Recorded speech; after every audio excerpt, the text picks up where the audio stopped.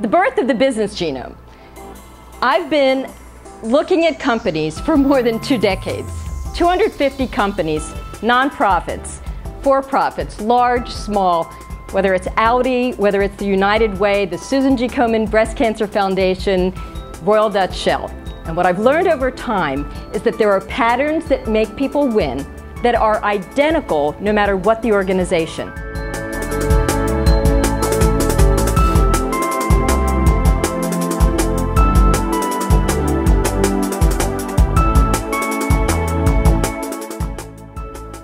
What do you see today that you think can lead your organizations and your leadership vision to a whole new level? What do you think you can graft onto your companies right now that would inspire people to engage in a completely different way? Are there 2 things that you can collide so that suddenly you've got much more impact?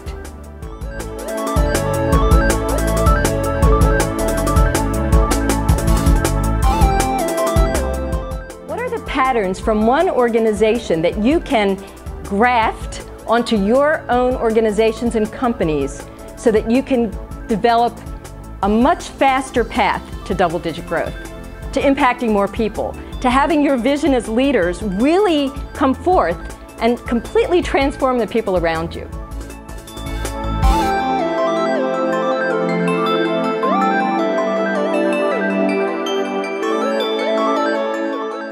We have all been trained to be perfect forecasters, to really think, what does the future look like? Let's see if I can guess perfectly what the future will be. And it actually turns out the ability to adapt is the most important of all. Because if you've got a great plan, but the world changes overnight, and you stick to your plan without adapting, you're going to go south. Whereas if you train yourself, your organizations, to really tap into the opportunities that you can see today, that is the future. So I have a new tool. It's a very technical tool. It's not a telescope, which looks far into the future. It's not a microscope that looks into an organization. It's not a rear-view mirror that allows you to see your past and take all of your financial results and add them all up to figure out what your future might be. It's a periscope. And with a periscope, what you can do is you can look today at industries that are already doing fantastic things and say, there's one, I'm going to grab it, graft it onto what I'm doing, and suddenly you're like the Red Cross. Suddenly you're like Groupon. You can say, clipping coupons out of a newspaper is maybe a little old school.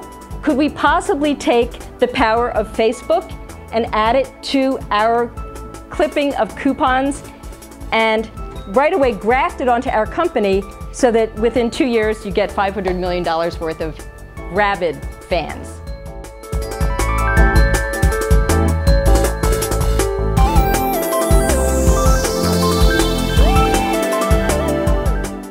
Instead of saying, okay, who's currently doing the best job of cross-selling to our customers, and saying, oh, we're an insurance company, what about MetLife or Geico? No. In this approach, what we'll do is we'll say, who's currently doing the best job? And we'll say, oh, customer service. What about Zappos? What about Amazon or Best Buy? What about CB2? We'll change the bar, we'll raise the bar, because it's not necessarily true that our peers are doing the best jobs.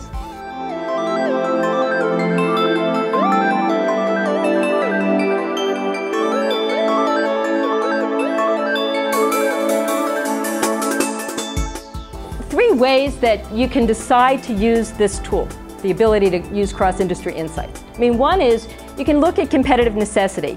We have to just keep up with the Joneses. So what is it we can learn from another industry to keep up with the Joneses?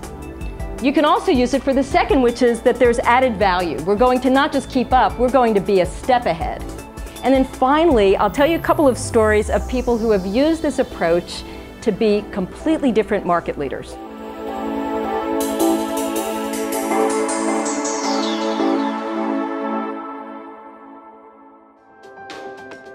TikTok is the idea of Scott Wilson.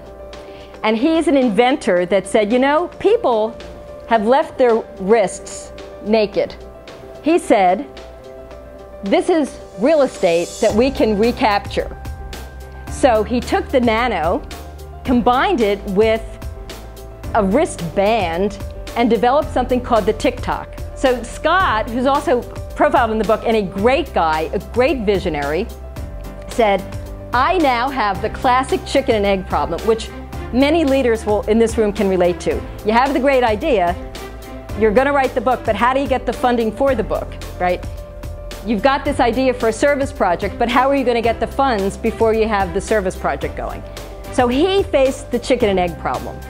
He had an invention he knew was popular. He knew that it would be popular, but he couldn't go into manufacturing. Why not?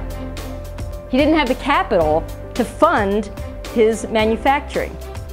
So what he did was very clever. There's another company like Indiegogo called Kickstarter, and what he did is he created a campaign on the internet with his TikTok and said, who thinks this is great and wants to pre-purchase it? He raised $1 million in 1 month of pre-orders, and for the first time completely turned the assumptions about invention on its head. We all have genius inside of us. It's just a matter of looking with different tools. And most of what we'll talk about today is hidden in plain sight. It's right there. And it's just a matter of not thinking the old way, but instead saying, okay, what is it that I see that I can act on now, rather than let me wait for my perfect plan to happen? So I'm not as interested in perfection in prediction. I'm much more interested, and I think it's much more powerful for leaders like people in this room to stop for a minute, put up your periscope and see what's happening now that you can immediately use to energize your company and your organization and your own vision today, so you don't have to wait for the future. It's here now.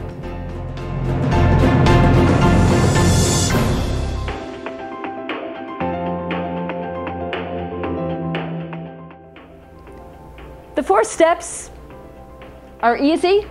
You sort where you are, you match your genome to some other industry, you hybridize, you create that Harrier, you adapt, and you thrive. And I'll tell you which one is the hardest. Number 4 is the hardest, because so many of us have lots of good ideas, right?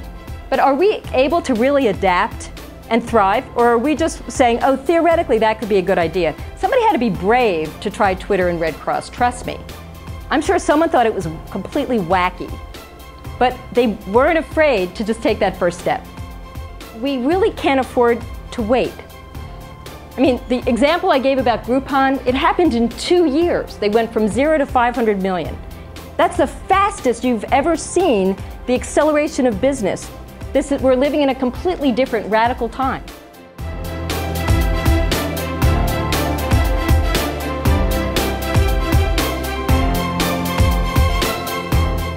The book is called Find Your Next, but it's really a way for companies to take brilliant ideas from one industry, marry it to their own company, their own organization, their own vision, their own leadership priority, and somehow catapult their organization to leapfrog beyond anybody else.